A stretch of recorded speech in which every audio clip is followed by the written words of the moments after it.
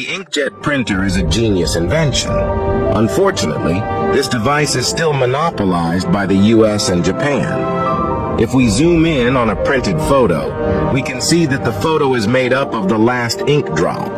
Not only that, but the printer can print millions of colors with only 4 types of ink. What's the magic principle? It's all in the printhead. The printhead has a large number of nozzles. Each nozzle is thinner than a hair. The nozzles are designed to be wide at the top and narrow at the bottom, which creates a negative pressure that prevents the ink from leaking. And once you start printing, a heating resistor on top heats up to 100 degrees in 1/1000,000th of a second. The high temperature vaporizes the nearby ink and creates air bubbles. The bubbles act as a piston to push the ink out from underneath. The pushed droplets form a main droplet and a trailing droplet due to their viscosity. They fall at a speed of 10 meters per second. The nozzle is 1 millimeter away from the paper, so it takes only 1/10,000th of a second to reach it, and is absorbed by the paper in a fraction of a second.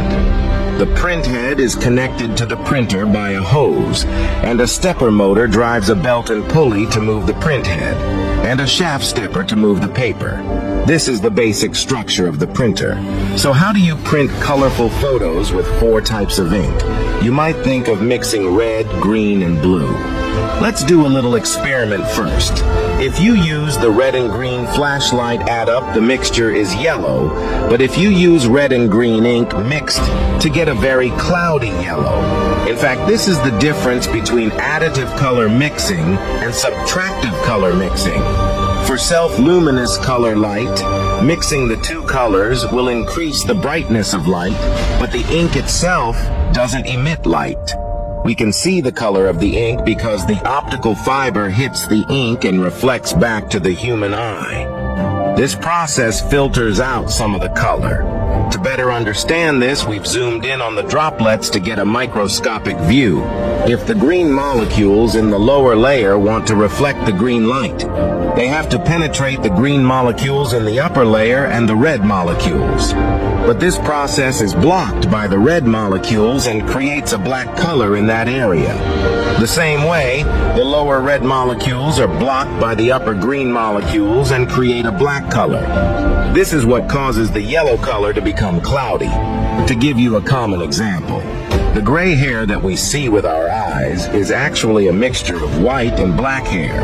So it's clear that the primary colors of red, green, and blue can't be used directly in printers. The solution is very simple.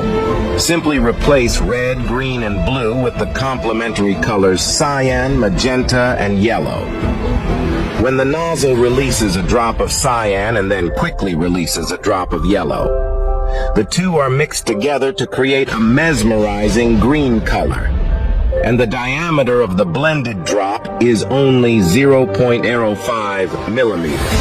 This way you can get a wide range of colors. What if I want a lighter green color? You can get a lighter green by increasing the distance between the drops. And the other way around, you get a darker color. But there's always a limit to how far apart you can go. What if I want a darker green? At this point, black ink comes in handy. Mixing black into a green droplet will give you a darker green. The more black you mix in, the darker the green will be. So if you use CMYB, you can print millions of colors. And an A4 size photo can even have hundreds of millions of ink droplets. We have to admire human intelligence.